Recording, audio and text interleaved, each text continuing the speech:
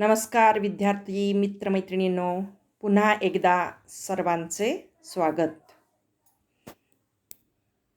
आज आपण प्रकरण 1 मधील शेवटच्या घटकापर्यंत आलेलो आहोत, जे आहे मूल्य शिक्षण. याच्यामध्ये आपण थोडक्यात थोडीशी माहिती घेतोय, ती म्हणजे सजीवांच्या विविधतेला आपण मान दिला पाहिजे, तसेच वेगवेगळ्या मानवी संस्कृतीचा देखील आपण संस्कृतीला मान देऊन त्यांचा आदर केला पाहिजे. आपल्या देशातील अनेक आदिवासी संस्कृती नष्ट होत चालल्या आहेत आणि त्यांच्याबरोबर त्यांना असलेले पारंपरिक ज्ञानसुद्धा नष्ट होत आहे. म्हणजे विद्यार्थी मित्रांनो, आपल्याला हे लक्षात आलं पाहिजे की आपण मूल्य शिक्षण, ज्याला आपण व्हॅल्यू एज्युकेशन असं म्हणतो, की जी भारताची संस्कृती, की ज्या संस्कृतीला जगभरामध्ये मान दिला जातो, अशा या भारतीय संस्कृतीमध्ये आपल्याला अनेक गोष्टी शिकवल्या गेलेल्या आहेत आणि त्याचं आपण जतन केलं पाहिजेत. हेच मूल्य शिक्षण आपल्याला शिकवतं. आता हे प्रकरण पहिलं जे होतं ते आपण संपवलेलं आहे, पण या प्रकरणामध्ये आपण शेवटचा जो काही महत्त्वाचा भाग आहे तो म्हणजे जर्नल कार्यासाठी आपल्याला काही प्रश्न या प्रकरणामधले दिलेले आहेत, इथं आपल्याला दिसतील. तर हे जे प्रश्न आहेत हे तुम्ही जर्नल कार्य म्हणजे सरावासाठी तुम्हाला याची तयारी करायची आहे आणि आपण 20 गुणांचं जे जर्नल कार्य लिहिणार आहोत त्यामध्ये याच प्रश्नांपैकी काही प्रश्न असतील. ते प्रश्न कशा पद्धतीचे असतील ते इथं आपल्याला बघायला मिळतील. हे प्रश्न, तर पहिला जो प्रश्न आहे तो लोकांच्या स्थलांतराबद्दल जबाबदार असणारे घटक स्पष्ट करा. देवराईंचे महत्त्व स्पष्ट करा. तुमच्या दैनंदिन जीवनात तुम्ही कोणत्या पर्यावरणपूरक पद्धती अंगीकारू शकता ते लिहा. लोकसंख्येचा मनोरा एखाद्या देशाचे लोकसंख्याशास्त्र कसे स्पष्ट करते हे सांगा. पर्यावरणाचे कोणते वेगवेगळे घटक मानवी आरोग्यावर परिणाम करतात. त्यानंतर 6वा प्रश्न आहे, पर्यावरणाची नीतिमूल्य एक उदाहरणासह स्पष्ट करा. त्यानंतर नंबर 7, मानव व पर्यावरण यांच्या शाश्वत भविष्यासाठी कोणत्या सुधारणा सुचवाल. आणि प्रश्न क्रमांक 8, तुमच्या परिसरातील पर्यावरणीय समस्या स्पष्ट करा. तर विद्यार्थी मित्रांनो, ह्या अशा पद्धतीनं हे प्रश्न असतील की ज्या प्रश्नांची उत्तरं तुम्ही स्वतः तयार करायची आहेत. आणि मी जसं सांगितलं की पर्यावरण हा आपला जिव्हाळ्याचा प्रश्न आहे, त्यामुळे याची उत्तरंसुद्धा आपली जिव्हाळ्याचीच असायला पाहिजेत. त्या पद्धतीनं तुम्ही याची तयारी करायची आहे. साधारण 1 ते 1.5 पान उत्तर त्याचं तयार व्हायला पाहिजे. आणि हे प्रश्न, यातील काही प्रश्न आपल्याला जर्नल कार्यासाठी त्याचा अभ्यास करायचा आहे. तर हे पहिलं प्रकरण आपण इथं संपवतोय आणि आता आपण पुढं बघतोय. पुढचं जे आहे ते म्हणजे प्रकरण 2ला आपण आता सुरुवात करत आहोत. तर प्रकरण 2 काय आहे, तर प्रकरण 2 मध्ये आपण पर्यावरणीय प्रदूषण याबद्दल माहिती घेणार आहोत. तर आता याच्यामध्ये तुम्हाला दिसतील की एकूण 5 घटकांचा आपण अभ्यास करणार आहे. एकूण 5 घटक आहे. तर त्यातला पहिला घटक आहे, आपल्याला माहिती आहे की पर्यावरणीय प्रदूषण हे वेगवेगळ्या प्रकारचं आहे. तर याच्यामध्ये पहिला जो घटक आहे तो म्हणजे वायू प्रदूषण, दुसरा हवामान बदल, तिसरा मृदा प्रदूषण, चौथा ध्वनी प्रदूषण आणि 5वा घनकचरा व्यवस्थापन. तर आता आपण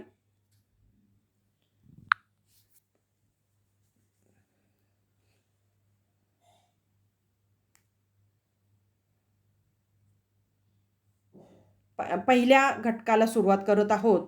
ते आहे वायू प्रदूषण. पण त्याच्या आधी आपल्याला पर्यावरणीय प्रदूषण म्हणजे नक्की काय याची थोडक्यात आपल्याला माहिती घ्यायची आहे. पर्यावरणीय प्रदूषण, ज्याला आपण एन्व्हायरमेंटल पोल्युशन असं म्हणतो. तर आता आपल्याला इथं बघायचं आहे, आजकाल पर्यावरणीय प्रदूषण हा मानव जातीसाठी सर्वात मोठा धोका आहे. वाढती लोकसंख्या, अनियंत्रित औद्योगिकरण आणि शहरीकरण व नैसर्गिक संसाधनांचे शोषण यामुळे पर्यावरणीय प्रदूषण होत आहे. प्रदूषणामुळे गंभीर स्वरूपाचे पर्यावरणीय असंतुलन होत आहे. मानवाच्या 3 मूलभूत गरजा म्हणजे जल, जमीन आणि हवा या वेगवेगळ्या मानवी कृतींमुळे प्रदूषित होत आहे. आता पुढं बघा, हवा, पाणी आणि मातीच्या भौतिक, रासायनिक आणि जैविक वैशिष्ट्यांमधील अनिष्ट बदलांमुळे सजीवांच्या जीवनावर हानिकारक परिणाम होऊ शकतो, किंवा आपण असंही बघू शकतो की कोणत्याही सजीवांसाठी आरोग्यास संभाव्य धोका निर्माण होतो, त्याला आपण प्रदूषण असे म्हणतो. म्हणजे पर्यावरणीय प्रदूषण म्हणजे काय, तर या सगळ्या ज्या आहेत नैसर्गिक संसाधन आहे, हवा, पाणी, माती, याच्यामध्ये जो काही अनिष्ट बदल होतो आणि त्याचा मानवी आरोग्यावरती किंवा आपण इथं बघितलं की कोणत्याही सजीवांसाठी संभाव्य धोका जेव्हा निर्माण होतो, त्याला आपण काय म्हणतो, प्रदूषण.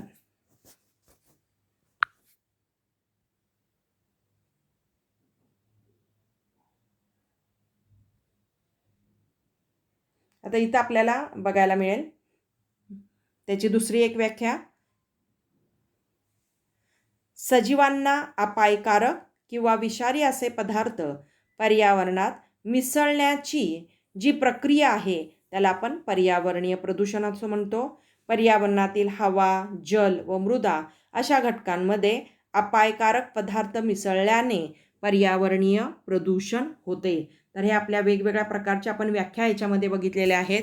तर तुमच्या लक्षात आलं असेल पर्यावरणीय प्रदूषण म्हणजेच एन्व्हायरमेंटल पोल्युशन, की ज्या वेळेला त्याच्यामध्ये अनिष्ट असे बदल होतात आणि ते जेव्हा एखाद्या सजीवांसाठी अपायकारक होतात त्याला आपण पर्यावरणीय प्रदूषण असे म्हणतो. आता इथं आपल्याला बघायचं आहे, काही माहिती घ्यायची आहे, ती म्हणजे काय, तर जागतिक आरोग्य संघटना, हे आपण मागंही बघितलं होतं, WHO वर्ल्ड हेल्थ ऑर्गनायझेशन यांच्या नवीन अहवालात असे दिसून आले आहे की जागतिक रोगांपैकी 24% आणि सर्व मृत्यूपैकी 23% मृत्यू दूषित पर्यावरणामुळे होतात. त्यापैकी बरेच पर्यावरण व्यवस्थापनाद्वारे प्रतिबंधित केले जाऊ शकतात. प्रदूषित पर्यावरणामुळे सर्वाधिक होणाऱ्या 4 आजारांमध्ये अतिसार, श्वसन संस्थेचे संसर्ग, नकळत इजा आणि मलेरिया हे आहेत. पर्यावरणीय प्रदूषणाला कारणीभूत घटकांना प्रदूषके असे म्हणतात. आता ह्याच्या आधी आपण जे बघितलेलं आहे की WHO यांनी जो अहवाल तयार केलेला आहे त्या अहवालाप्रमाणे असं आहे की दूषित पर्यावरणामुळं अनेक वेगवेगळ्या प्रकारचे जीवघेणे आजार होऊ शकतात, आजार पसरू शकतात.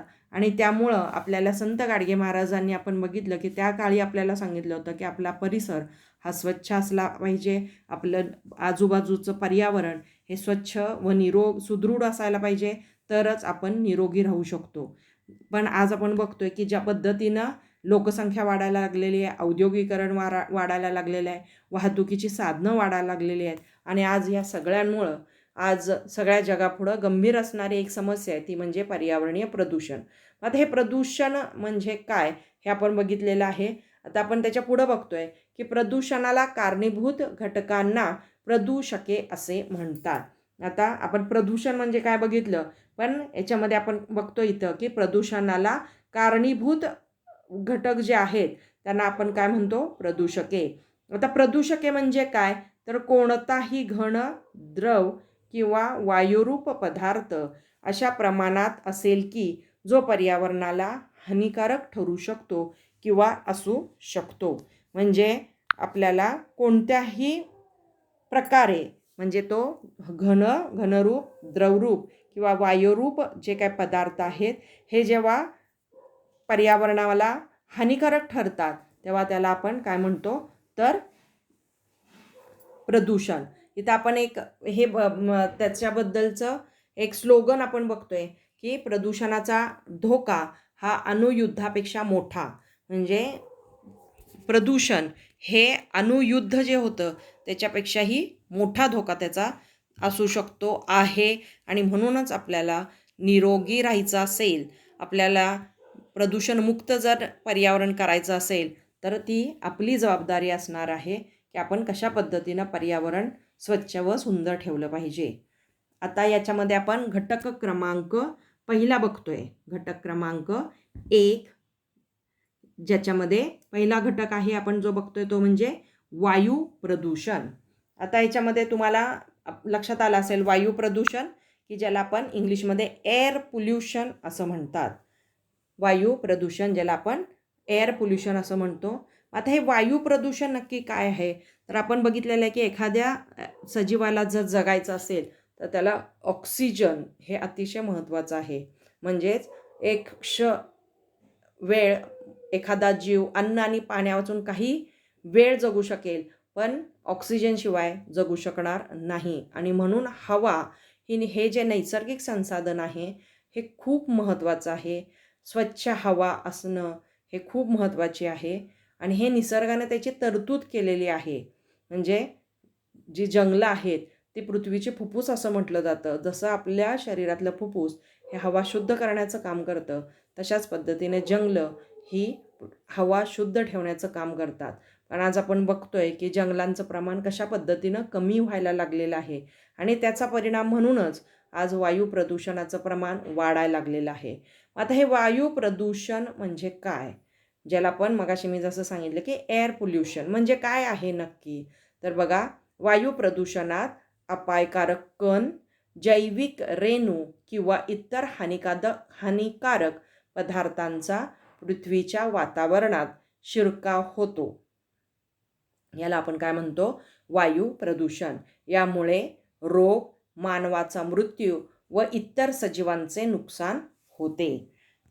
म्हणजे नको असलेले घटक, नको असलेली प्रदूषके, नको असलेले कण जेव्हा हवेमध्ये मिसळतात आणि ते सजीवांसाठी हानिकारक असतात, त्यावेळेला आपण असं म्हणतो की वायू प्रदूषण झालेलं आहे. मग वायू प्रदूषण प्रतिबंधक व नियंत्रण अधिनियम 1981 नुसार काय आहे? तर वायू प्रदूषण म्हणजे वातावरणात कोणत्याही घन, द्रव किंवा वायुरूप पदार्थांचे अस्तित्व अशा प्रमाणात की जे मानवाला, सजीवांना, वनस्पतींना किंवा मालमत्तेस हानिकारक ठरू शकते, अशा घटकांना आपण काय म्हणतो? तर प्रदूषके, की जे प्रदूषके हवेचं प्रदूषण घडवून आणतात त्याला आपण वायू प्रदूषण असं म्हणतो. आणि भारतामध्ये 1981 मध्ये हवा प्रदूषण नियंत्रण कायदा अस्तित्वात आलेला आहे. आता पुढचा आहे यातला मुद्दा, तो म्हणजे वायू प्रदूषके. वायू प्रदूषके काय आहेत? वायू प्रदूषके खालीलप्रमाणे आहेत. वायू प्रदूषके म्हणजे काय? की जे घटक हवेचं प्रदूषण घडवून आणतात ते कशा पद्धतीचे आहेत? तर इथं आपल्याला दिसतील की 5 वेगवेगळ्या प्रकारची काय आहेत? तर वायू प्रदूषके. त्यातलं पहिलं आहे अतिसूक्ष्म कण. म्हणजे काय? अतिसूक्ष्म कण म्हणजे कोणते? तर काजळी, धूर, डांबर किंवा धूळ आणि घरगुती कचरा. हे जर हवेमध्ये मिसळलं तरीही वायूचे प्रदूषण घडून येते. त्यानंतर दुसरं आहे विषारी वायू. ज्याला विषारी वायू कोणते आहेत? तर carbon monoxide, nitrogen oxide, sulphur oxide. त्यानंतर आपण इथं बघतोय की वेगवेगळ्या प्रकारचे क्लोरीन, ब्रोमीन, आयोडीन अशा पद्धतीचे काही विषारी वायू आहेत की जे वायू प्रदूषण घडवून आणतात. त्यानंतर नंबर 3 आहे धातू. ह्याच्यामध्ये काय आहे धातू? उदाहरणार्थ शिसे, जस, लोह आणि क्रोमियम. हे धातूचे कण जर हवेमध्ये मिसळले तर ते वायू प्रदूषण किंवा हवा प्रदूषण घडवून आणतात. आणि ही जी काही दूषित झालेली हवा आहे ही सजीवांसाठी अतिशय अपायकारक होऊ शकते. त्यामुळं हे जे घटक आहेत हे अतिशय घातक आहेत. त्यानंतर नंबर 4 आहे औद्योगिक प्रदूषके.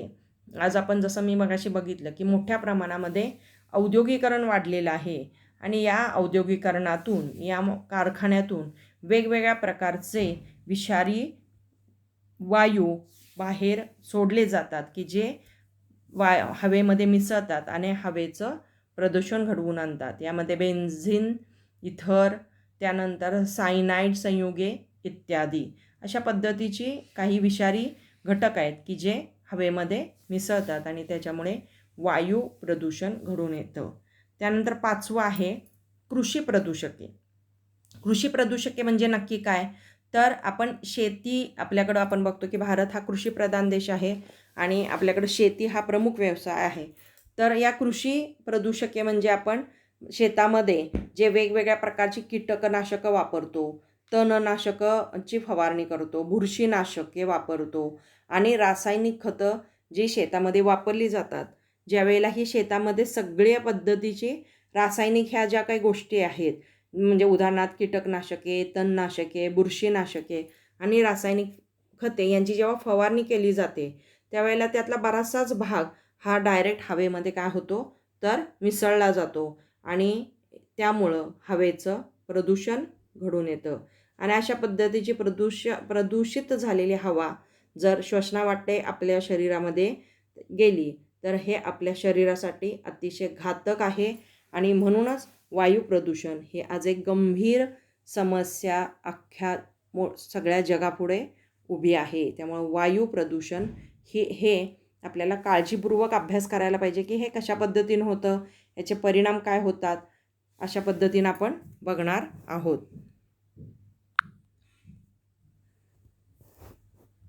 तर आज आपण इथंच थांबतोय.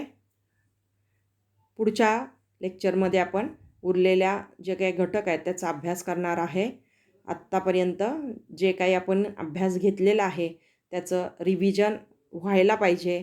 त्याचा अभ्यास आपण सतत करायला पाहिजे. धन्यवाद. थँक्यू.